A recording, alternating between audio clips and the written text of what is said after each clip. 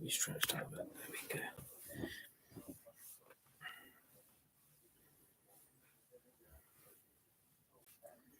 So, guys, it's Manchester United versus Brighton on Sunday evening or Sunday afternoon, if you want to call it, at Old Trafford on match day 22 of the 24-25 Premier League season, where Brighton yet again are one of those clubs that always prove to be one of Manchester United's bogey clubs.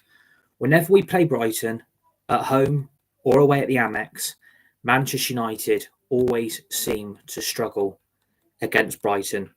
I don't know why that is. I don't know why Manchester United struggle to beat Brighton, especially last season, where on the last day of the Premier League campaign in 2024, Manchester United last season won 2-0 at the Amex, where even though we won, we got the 3 points and we were on the verge of rescuing our season.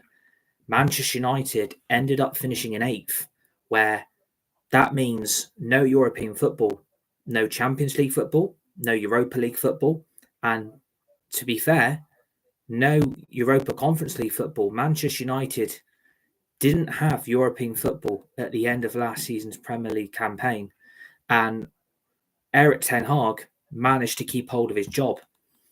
And we won 2-0 at the Amex. We played very, very well to get the result. We scored 2 very good goals last season to get those 3 points to end the Premier League season on a high, even though it was a massive, massive negative because we were facing a whole season this year without any European football in Manchester United's name. We really didn't deserve, based on last season's results and based on our performances last season, Manchester United did not deserve to be in Europe, and rightfully so. Finishing in 8th isn't good enough. I mean, it was worse than the campaign that David Moyes had, because at least we finished in the European spot.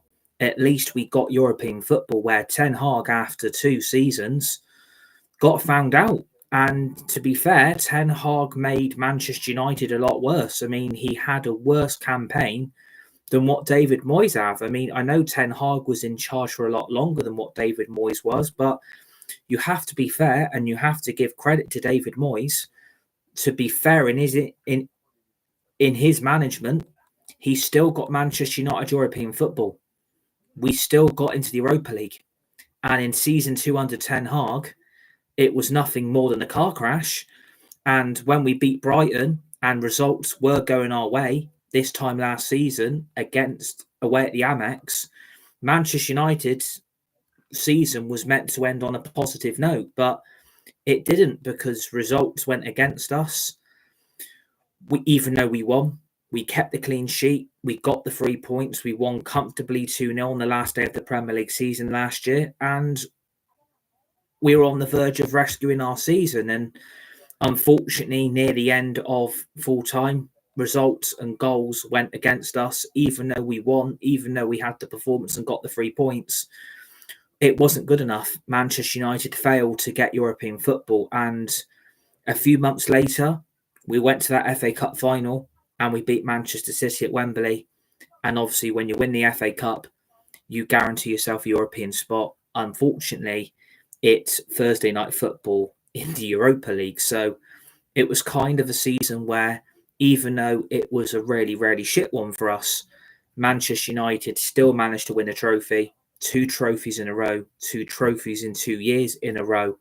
And we managed to have European football at Old Trafford and away from Old Trafford as well for this season. So you've kind of got to be grateful that we won the FA Cup in some aspects, because without European football, Manchester United would be in a lot worse shape than what we are currently, especially after our last 3 results, especially after the win against Southampton last night, which I'm still massively ecstatic about. I'm still very, very pleased the way we managed to come back after, especially being 1-0 down to bottom of the league Southampton, where when it hit the 75th minute, it was approaching full time quite quickly. In the last 50 minutes, it was an absolute crazy, crazy show from Manchester United to come back from 1-0 down to win 3-1, and for Amad Diallo to basically rescue Manchester United from an abysmal result, which would have been an absolute disaster for Manchester United.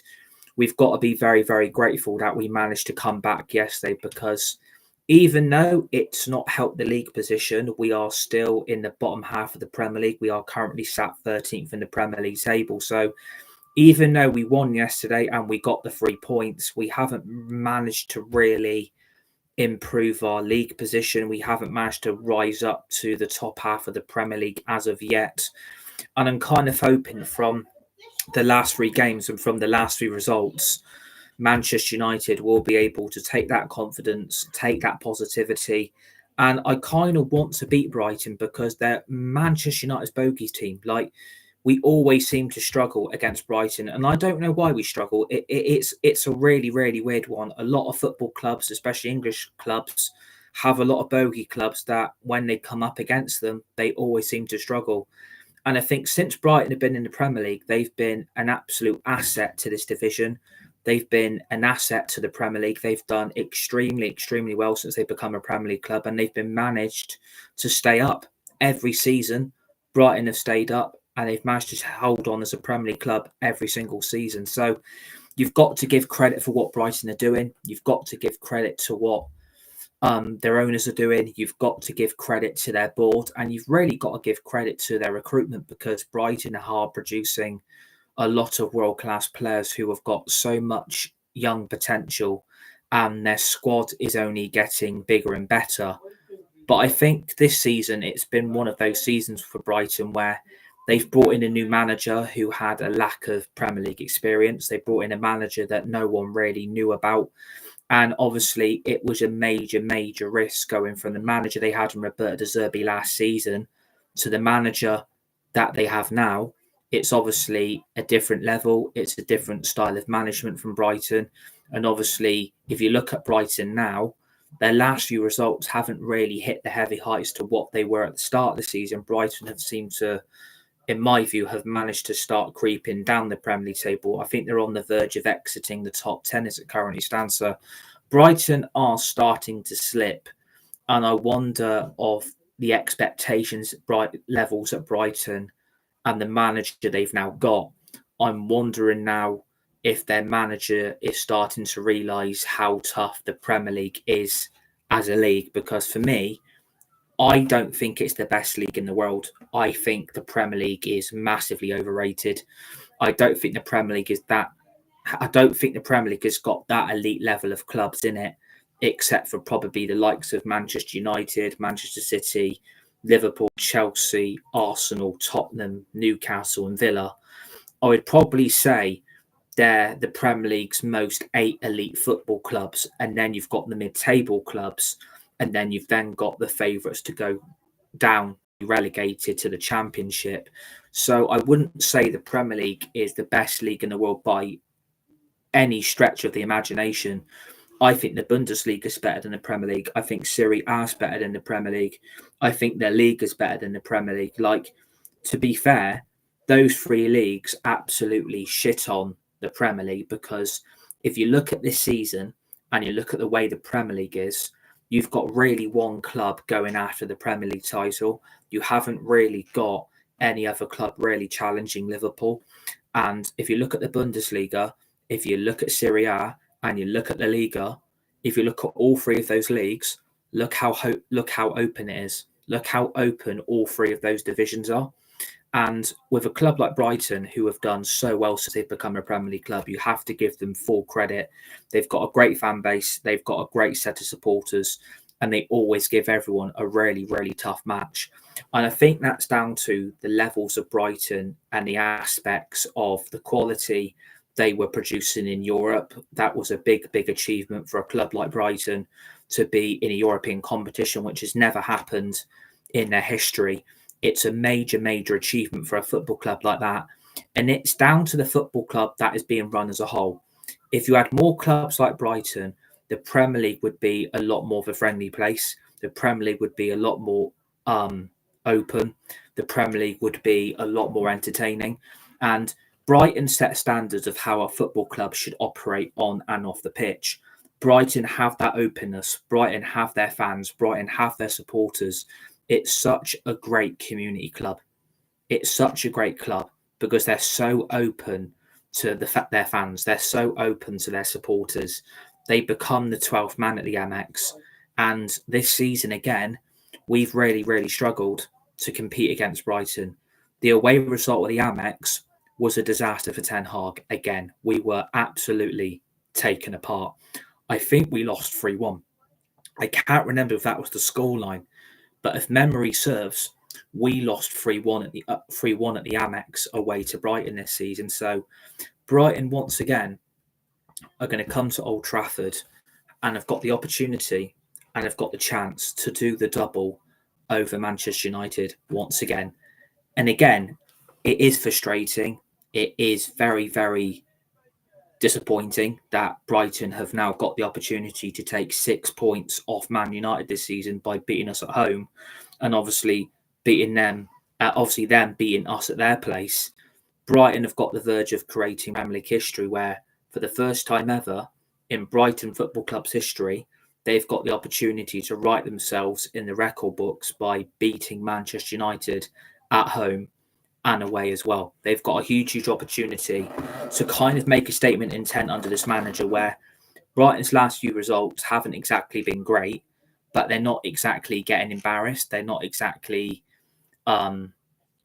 ripping up trees. They're not exactly trying to compete for a European spot because they're under a new manager who's got a completely different idea of a setup, who's tactically different to what Roberto De Zerbi is. And they've got a manager who is completely new to the Premier League. There's a manager there with a lack of Premier League experience. And maybe that has told for Brighton in their last few games. But if you look at last night, Brighton beat Ipswich away 2-0 at Portman Road. I'm not surprised by that, by the way. I'm not surprised by Brighton won last night, like any the stretch of the imagination. I'm not giving any Brighton fans any disrespect or anything, but you've got to really consider, look at the opposition you're playing, look at the team you're having to play. You're playing a team that are struggling to adapt to life being back in the Premier League, a club that have struggled to become a Premier League club on a stronger basis, and away from home where Ipswich have obviously struggled at home as well as away this season as well. Brighton were always going to go into yesterday as favourites to beat Ipswich. Like, there's no disrespect there intended at all. But you've got to look at Brighton's results. You've got to look at the opposition they're facing. They are facing opposition that they know they can beat. They're facing a team that are facing the possibility of going straight back down to the Championship. At this current moment in time, I'm not surprised Brighton won 2-0 because the quality and the difference between Ipswich and Brighton is night and day. The quality is night and day because Ipswich have gone from League One to the Championship, from the Championship to League One. There's still a lot of League One and Championship experienced players in that Ipswich team. Obviously, Ipswich haven't been able to attract the quality of Premier League experienced player to this squad. The only player really who's got that experience in Ipswich's team is Calvin Phillips, who a player that has been badly treated by Manchester City and Pep Guardiola, never got a look in, never got a chance. And obviously Ipswich pounced at the opportunity to bring him in on loan till the end of this current Premier League campaign, which finishes in May. So we're only about 4 months away from the Premier League season coming to a finish and coming to a close to finish the 24-25 season off completely. So I'm not surprised that Ipswich struggled, and I'm not surprised that Brighton beat them yesterday. I'm really not surprised because look how long Brighton have been a Premier League club. Look how many managers Brighton have been through since they've been back in the Premier League. Like, I know they've had a lot of change. I know they've had their debut in Europe, which is a big, big thing for Brighton. But they've been able to compete. They've been able to show levels that Brighton can go up against tough opposition.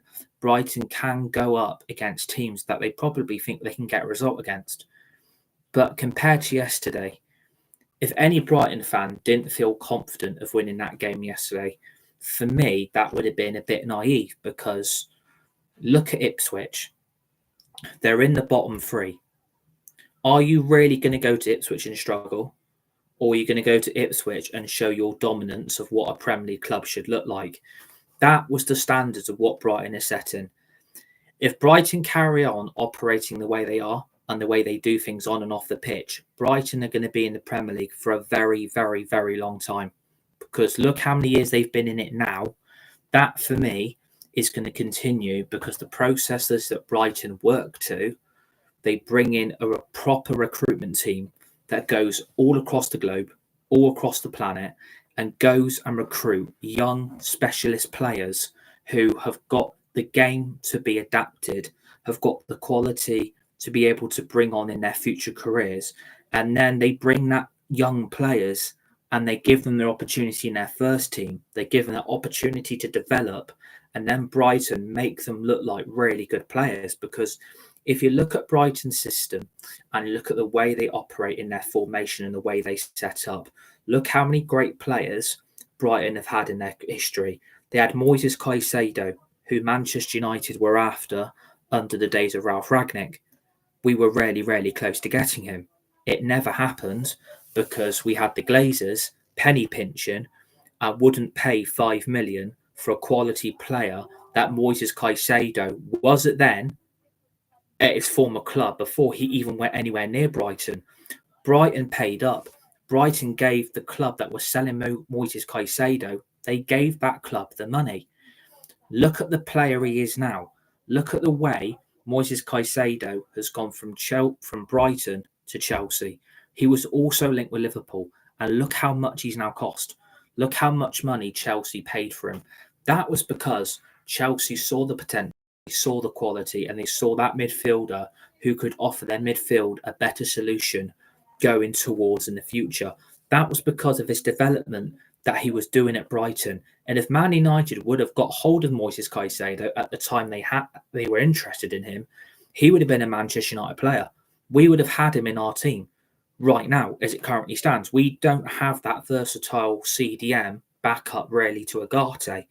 If we would have had another midfielder like that to replace Ugarte in maybe the first half or the second half of our games, or maybe even starting in the team, look at the quality our midfield has. We don't have that quality. We have Eriksen and Casemiro as the backups to Ugarte. We don't have that specialist CDM who can really play a full 95 minutes. Because if you look at the lack of quality we've got, we're having to pick Mainu, we're having to pick Fernandes, and we're having to pick Ugarte. Because for me, in my view and in my opinion, they're the only three decent midfielders Manchester United have got. I don't rate Eriksen, I don't rate Casemiro, and you can clearly see why they're not being picked. You can clearly see why they're not getting selected, because Ruben Amorim is not stupid. Ruben Amorim isn't going to take any fools. He isn't going to take any prisoners. He is not that stupid to realise the quality and the lack of it in that midfield is down to the responsibility of Man United's recruitment. We should have paid nowhere near 60 million for Casemiro. We should have went nowhere near Eriksen on a free, even though at the time I wanted him and he had a really good first season under Ten Hag. Fair point. We then spent 60 million on bloody Mason Mount. And where's Mount again? He's out injured till March. For me, I don't think we'll see Mason Mount in the Man United shirt again this season because he's injury prone. We splashed 60 million on him with 1 year left on his contract. And now if you look at the problem we've got now is, if Mainu, Fernandes or Ugarte pick up an injury, we are back to the backups. We are back to the days of Casemiro and Eriksen again. And if Man United would have got hold of Caicedo, maybe players like Eriksen and Casemiro and Mount would not be at this football club. But we're stuck with them because we paid stupid money, except for Eriksen because he was a free transfer, but we still gave him a stupid contract with stupid wages. And we're now stuck with Ugarte, Mainu and Fernandes as our main three starting midfield players because the level we don't have is quite clear to the naked eye. That showed yesterday. Ruben Amorim, deep down, I noticed it yesterday. I think Ruben Amorim deep down knows he doesn't want to use Eriksen. He doesn't want to use Casemiro because I think he knows logically and realistically those two as backups to the options that are starting in this team currently, they are not good enough. They don't get ahead of Mainu. They don't get ahead of Ugarte. They don't get ahead of Fernandes.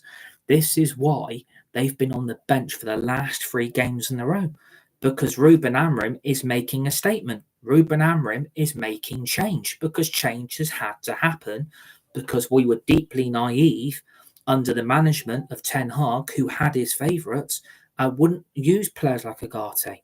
He didn't want to use Agate. And look how much Man United have benefited to having a player like Agate in that midfield. And fair credit, he didn't have his best game yesterday. I thought Agate was absolutely abysmal. For me, that was his worst performance in a Man United shirt since we signed him from PSG last year in 2024 in the summer transfer window. He didn't have his best game. He didn't have his best match. He didn't have his best performance. And that is probably down to the amount of minutes and the amount of game time he's probably having to play because Ruben Amorim trusts him. And I like that Ruben Amorim can trust him because Amorim, like myself and other United fans and supporters, can see the quality of Agate. They can see what he can do on the pitch. They can see what he can produce. And the problem is, under Ten Hag, we were still using Eriksen. We were still using Casemiro. We were still using Mount. And all three of them were getting ahead of Agate. There was no need for all three of them to be at the club once Agate joined. And Man United was so sentimental to that they decided to keep hold of all three of them. And now we're stuck with them still. And this is the big problem. And if Manchester United, like Ralph Rangnick said, we need open heart surgery, we need to sign 8 to 10 new players, and Man United need to clear deck. We need to clear the dead wood out. That's the only way Manchester United logically are going to go forward. The more we hold on to these set of players and the more sentimental Manchester United get towards certain individuals, the worse things are going to get for this football club. Even though the last few results have been superly fantastic, especially yesterday, which I can't stop, going on about because it absolutely put a smile on my Thursday night for me. It really, really brought so much joy and love and excitement from that comeback yesterday. And you're looking at it now, we need to build on this. We need to move forward as a football club and build a team around certain individuals that we know have got the skill, who have got the quality and have got the excitement and the passion. When they put on the United shirt, they are producing the goods. A lot with it set a lot of standards yesterday for a lot of key players. For me, the only shining aspect in my view yesterday, if we didn't have Ahmad, we wouldn't have won this game. We would not have won yesterday without Ahmad's incredible second half hat-trick inside 12 minutes. He's the first player to score a hat-trick in 3 years since the days of Cristiano Ronaldo. I know when we brought Ronaldo back, how excited and how buzzed I was about having Ronaldo back in the team because it was pure joy to have a player like that come back to the club because he's an absolute living legend for Manchester United. And obviously, Ten Hag did not handle Ronaldo well. Ronaldo was shown a lack of respect. Ronaldo didn't get given the love and the encouragement by the former manager because the manager absolutely shat on him. Ten Hag had no respect for Ronaldo. And deep down, back then, I was annoyed with Ronaldo. I was frustrated with the way he walked out on us. But Ronaldo then came out of that interview with Piers Morgan and called it out for what it is. He called out for what it is. Manchester United are a mess under the Glazers and the manager has got no respect for anybody. That was the problem under Ten Hag. Ten Hag showed no respect towards anyone. He absolutely threw Ronaldo under the bus. And I hold my hands up and I put an apology out there to Ronaldo. I really do because I got it wrong. I admit that. I just didn't like the way it ended in that manner it happened at that game. And was it against Tottenham? I can't remember what game it was, but was it against Tottenham at home? And we were going to bring him on, but Ronaldo refused to come on. And then he walked down the tunnel. It might have been the Tottenham home game in season 1. It might have been Tottenham at home. I'm not 100% sure. But if you go by the Brighton aspect, Moises Caicedo isn't the only great player they've produced. Another player that Manchester United were looking at was Alexis McAllister, who is now working miracles and is bringing world-class performances to their midfield at Liverpool with the likes of Bosley, Gravenberch, Endo. You've got McAllister in there. Another player that Manchester United were desperately trying to bring to the football club. And Manchester United never paid up. Man United never gave Brighton the money. And we were desperate for McAllister. We were absolutely so desperately trying to get him out of Brighton, especially when I didn't know he had a £35 million release clause. I never knew he had that at Brighton. I didn't even know he had a release clause in the first place. But that, again, is down to the development of what Brighton's team of coaches and recruitment is bringing to their football club. Because they're bringing in these young, hungry players from across the planet, from across the globe. They're bringing them in. They're training with the first team. They're getting opportunities to play. And look at the quality and the hunger and the passion. And some of those players are a lot more of a first team option now for Brighton. You look at the quality, the diversity, and you look at the passion that those young players who probably in their life never thought they'd be a Premier League player in their lifetime. And you've got a club like Brighton whose recruitment team is top notch. Because when you had Graham Potter there, Roberto De Zerbi, Chris Hughton, you look at the managers Brighton have had in their history. Every recruitment player that was brought into that club was down to the pool of the managers that they had as well. Chris Hughton had Paul, so did Graham Potter, so Roberto De Zerbi. And probably last season, Brighton had to get rid of De Zerbi. Brighton probably had to get rid of him because their results weren't going their way last season. They didn't exactly have the most exciting season and probably ended up coming crashing back down to earth with a bit of a realisation that maybe a change of manager is needed. And again, if you look at the start of this season, Brighton were absolutely flying. They were absolutely cruising. And yeah, their last few results haven't been great for them on the pitch. But if you look at yesterday, it's again, look at the opposition you're playing. You are going to beat Ipswich. You're not going to go there and lose. You're not going to go there and struggle. They're a team that are facing the possibility of going straight back down with Leicester and Southampton. All three clubs that came up are going to go straight back down. And again, that is down to the quality that Brighton is showing because they've got a squad who have been Premier League players for the last 5 to 6 years. They've been a Premier League club for about that. So I'm not surprised Brighton are in the position they're in. I'm not surprised by their result yesterday because Ipswich have stuck with the main core of their squad. They haven't really brought that quality that can become a Premier League player. They don't really have that. The only one they had in their team, like I said yesterday, was Calvin Phillips. Apart from that, realistically, you've got to hold your hands up. Did anyone see Brighton losing yesterday? I didn't. I knew they were going to go to Ipswich and win. I didn't see them going there and not getting a result. I didn't see them going there and losing. I knew Brighton were going to win because the core of their squad has been mostly stuck together. Brighton really, in some aspects, have only lost, really, in my view, McAllister, Caicedo, and there was somebody else in that Brighton team. I can't remember who it was now. McAllister, Caicedo. There's one more player that was a core ingredient to that Brighton team. And most of their team, yeah, those three players, I can't remember who the third one was now. It's absolutely bugging my brain who their third player was. But most of their core of their squad has been managed to be stuck to Adam Lallana. That was it. Adam Lallana obviously had a fantastic career at Liverpool, won the Premier League title, won the Champions League, won the Carabao Cup. He had an absolutely fantastic season for Liverpool. He was a great player. Went from Southampton to Liverpool. What a big move. What a big step up in his career.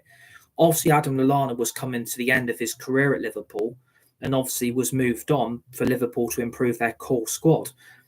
Lallana went to Brighton and again was in the team mostly for most of their games, but Brighton's recruitment team then pounced and brought even more younger, hungrier players into the team. And then Adam Lallana really was surplus to requirements at Brighton and obviously has gone the fourth course because he's now gone back to Southampton. And yesterday, I don't know if he's injured. I don't know if he's not available, but he didn't play against Man United yesterday. And that was probably because, again, it was a big gamble to bring back a former player who's probably at the peak of his powers now to be able to produce the type of quality a footballer like Adam Lallana back in the day at Southampton. He was, for me, one of their best players. If you look at the talent they were producing then, Ricky Lambert, Adam Lallana, Oxlade-Chamberlain, you look at the quality Southampton had in their team when they came up. Most of that squad got ripped apart. At Brighton, yes, it's a blow losing Caicedo. Yes, it's a blow losing McAllister and losing Lallana. But they've still been managed to go and get players based on the recruitment level of what their recruitment team are at. I mean, they must have a 5-star coach in every sector of their recruitment team, because the players they're bringing in are not just producing fantastic performances and fantastic moments on the pitch. They're producing goals. They're producing assists. They're producing moments of what young, hungry players have come to a club like Brighton have desired to be. Because, yeah, it might not be the club all those players have probably dreamt about. A club like Brighton, have got history, European club, main Premier League format club now, who don't really struggle, who finish mainly in the top 10 nearly every season.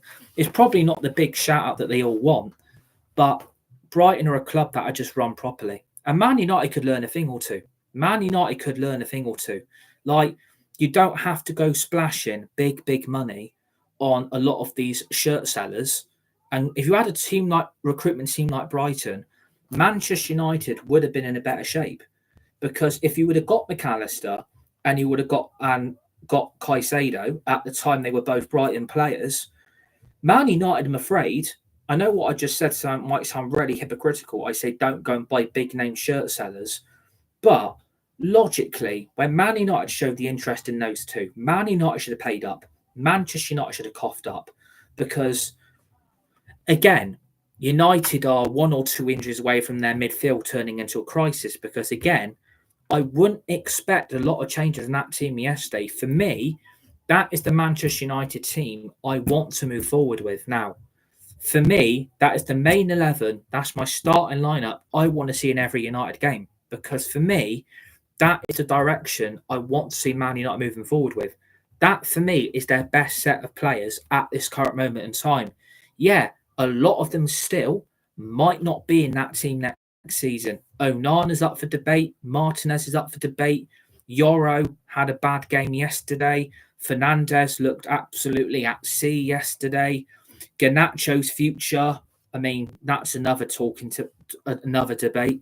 Højlund, again, lack of service, no goal. Man United have still got a hell of a lot of problems that we've never sorted out.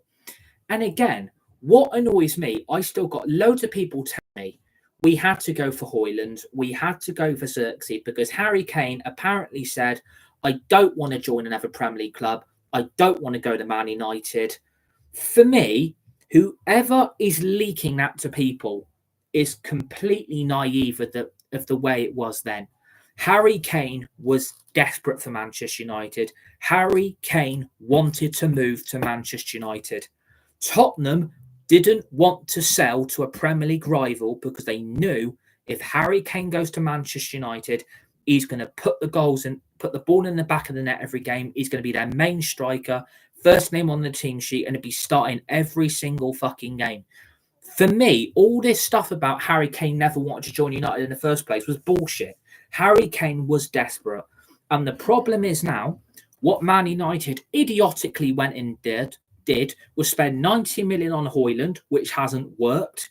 They've spent 35 million on Xerxes. That hasn't worked. So that's 125 million you have spent on 2 inconsistent Serie A strikers that, again, in my view, everybody knows how excited I get when Man United make a signing and they bring a new player in. Everyone has that excitement. Everyone has that joy, enjoyment, and happiness that we bring new players to the football club. But logically, back then, we should have realised, what the fuck are we doing? Like, seriously, we're splashing 90 million on Højlund and 35 million on Xerxes. I'm sorry, Man United should have coughed up for Harry Kane. They should have made Tottenham an offer that they could not refuse, because this is where it's all gone wrong. Man United had the confidence and the optimism that they were going to get Kane in. Soon as Tottenham said they wanted 100 million plus to sell Harry Kane and were not going to sell to Premier League rival, Man United idiotically and pathetically gave up signing him. That was stupid. That was inexcusable. You gave up knowing you wanted Harry Kane.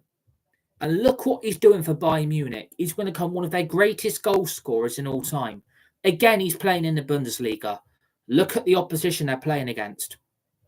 The opposition in that league is shit, apart from probably Dortmund and Bayer Leverkusen and Bayern themselves. They're the only three decent teams in the Bundesliga. The rest of them are shit, right? Man United should have paid up. They should have gave Tottenham an offer, or Harry Kane should have put his foot down and said, you know what? I'm not going to Germany. I am not going to Bayern.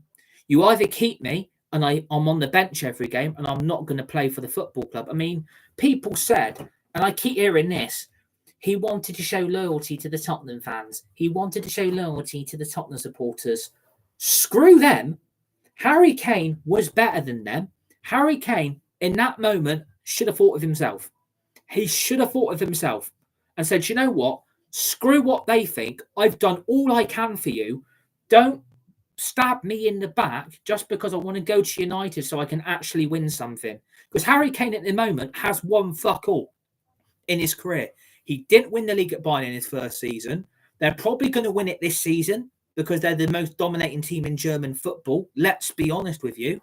But Man United gave up. And this is the reason we can't score goals. Because we don't have a prolific goal scorer. Yesterday, the substitutions said a lot about some of the body language and some of the arrogance and some of the crap that we are having to put with some of these selfish little brats. If you look at the substitution of Rasmus and you look at the substitution of Agate, look at their body language, look at their facial expressions, you absolute spoiled little twats. You're moaning and complaining that you're coming off. No disrespect. Agate, you've had your first bad game. Take it on the chin. You're not going to perform well every fucking week.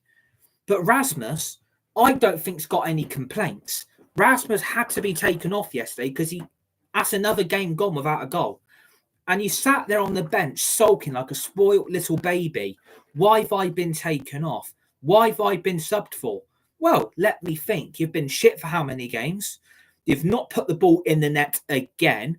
And the problem is, we've got no choice but to make a change, but the change we're bringing on ain't no good either.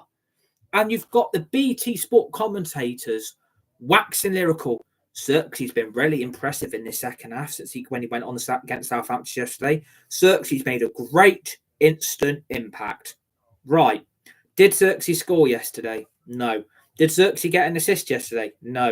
Did he produce a goal? No. Did he produce much winning moment to win that game? No. Who's the match-winning moments coming from? Amad. Amad Diallo is the only hope Manchester United have got. He's the only hope we've got. I don't see Amad shrugging his shoulders. I don't see Amad getting in a piss when he's subbed off. I don't see Amad throwing his toys out the pram. You don't see him doing it. You don't see him doing it. Because I think Amad's got the intelligence and the knowledge not to fuck anyone off. I think he knows that, yeah, he's probably going to get subbed 1 or 2 games, but he's not going to go and throw his toys out the pram like Rasmus and Agate did yesterday. For me, soon as I saw that, I thought, get out the fucking football club. If you don't want to be here, piss off. Because if you two can't perform well, you think you both deserve to stay on then, do you? You think you both really deserve another chance to prove yourself on the pitch where, really, you were both massively naive in your performances. You didn't really show fuck all in terms of performance level. So I don't blame Ruben Amorim for making that call. He had to do something to change the game. And yeah, he didn't get the answers probably he wanted from his subs, from those 2 idiots. But at the end of the day, you can't blame Ruben Amorim for doing it. He had to do it, but it's just the body language. It's the facial expressions. It absolutely whacks me off that people and certain players at this club, when they don't like something, they throw their toys at the pram out like a spoiled little brat. And it fucks me off. Because if that was me and I'm picking a team for Sunday, I'd be telling Rasmus, you're not being picked and you're not being on the bench. I'm dropping you completely because your attitude and your face expression and your body language stinks. If you don't want to be here and deep down you know you ain't good enough, even though naively we paid 90 fucking million for you, piss off. Because even my dad has said we need to sell him. I would sell him in a heartbeat after that reaction from his sub yesterday. I would sell him. And if Agate is going to start copying the same trick and start throwing his toys out the pram, then we've got another problem. It's not his fault that he performed badly yesterday. But in some aspects, he was at fault for the first goal. But again, look at his attitude. Look at his facial expression. Look at his body language. He looked absolutely fuming and disgusted that he was subbed off. For me, that was the right thing to do. That was the right thing to do. Do I think these players change? Do I think these players ever learn? No, I don't. I think, again, we have still got spoiled little individual children at this football club that are ruining the future. And again, there's a big debate on what we do with Garnacho because, again, was Garnacho great yesterday? No. Did Garnacho produce a match-winning performance? No. Was Garnacho great realistically? No. And again, I don't want to sell Garnacho. And Owen Hargreaves is right. This PSR rule and all this financial fair play stuff is absolute bullshit. It's absolutely pathetic that clubs are using it as an excuse. And again, at last, you've got an ex-United player calling for what it is.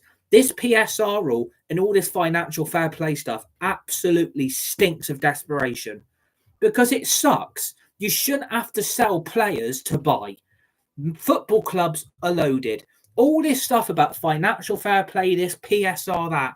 Some fans in this industry, in this United fan base, certain United supporters, wake the fuck up. Man United have got money. Where's the evidence if we haven't? Where is the evidence? There isn't any evidence. There isn't any.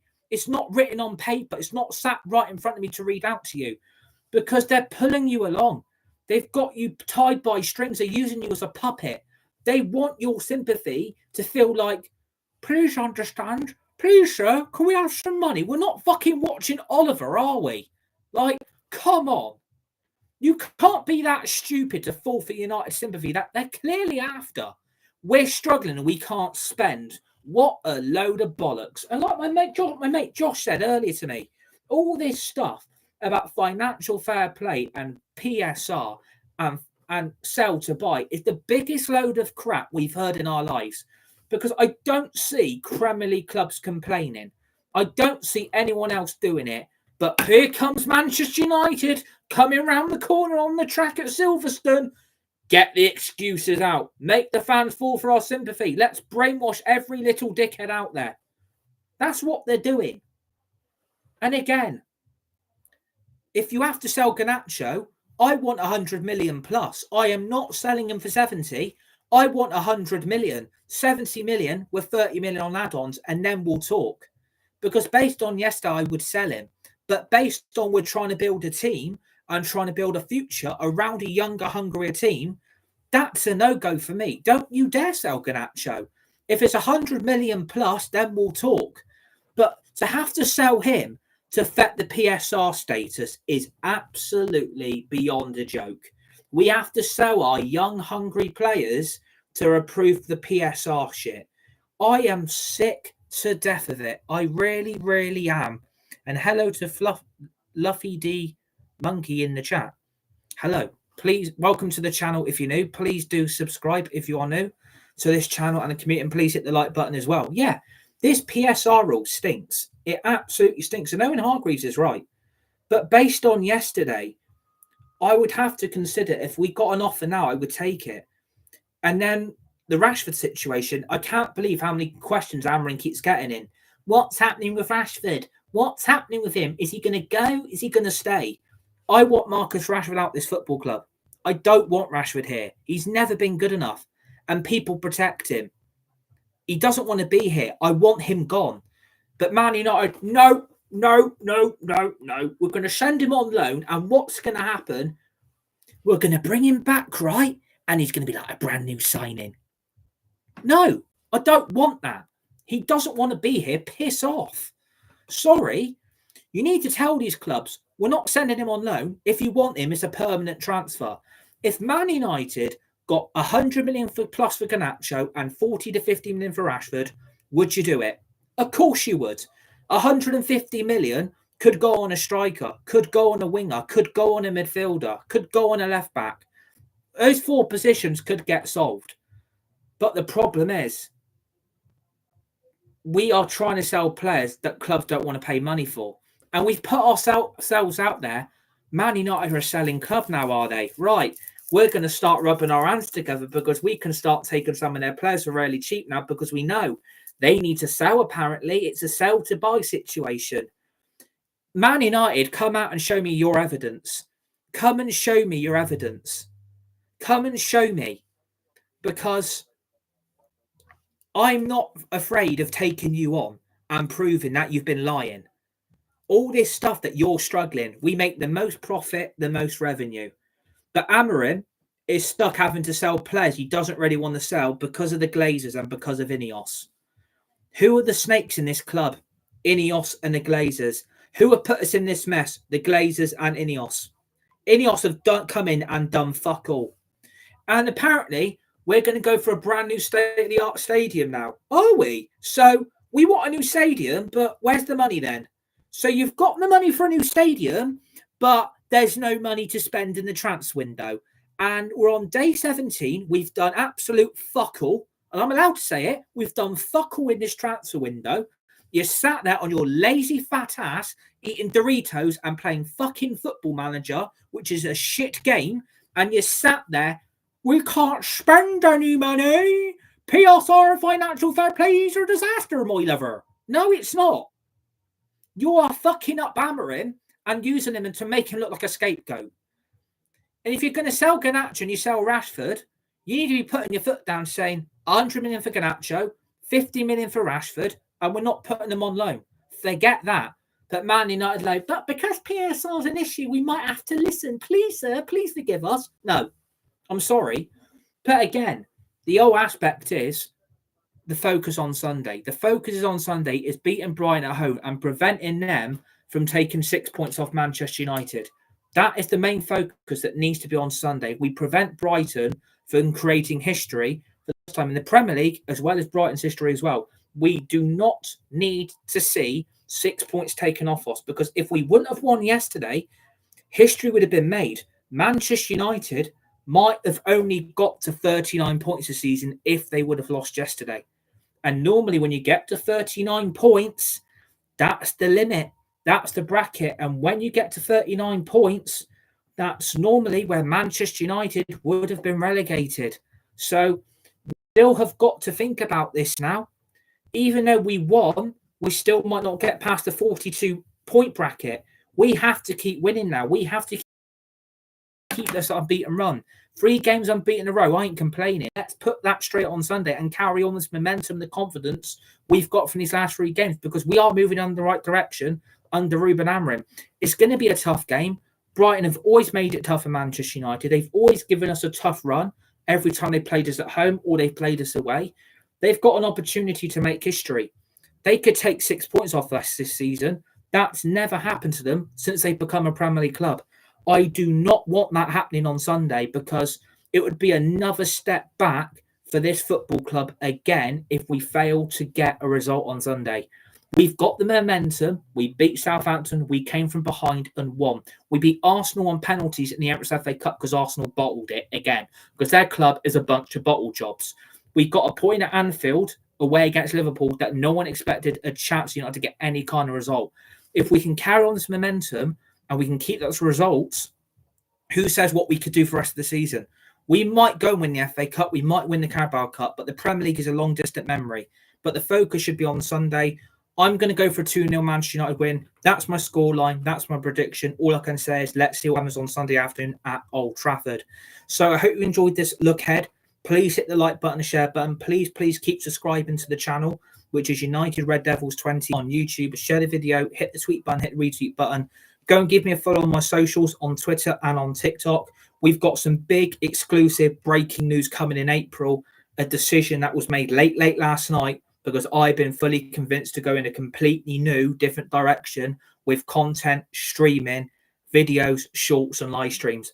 Massive shout out to my mate for giving me that confidence and the belief and that energy to help me go make that decision, because I think it's going to benefit everyone, my friends, my family, me, the channel, and the community.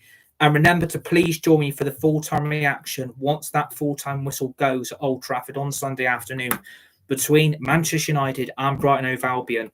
Could Brighton come to Old Trafford and complete the double for the first time in their club's history and in Premier League history? 6 points off us would be a disaster, but hopefully the last few results will put the momentum towards another Manchester United win. Enjoy your Friday afternoon, evening. Stay safe, be nice, be kind to yourself. You're all legend, all legend. Enjoy your weekend, and I'll see you guys all on the next one.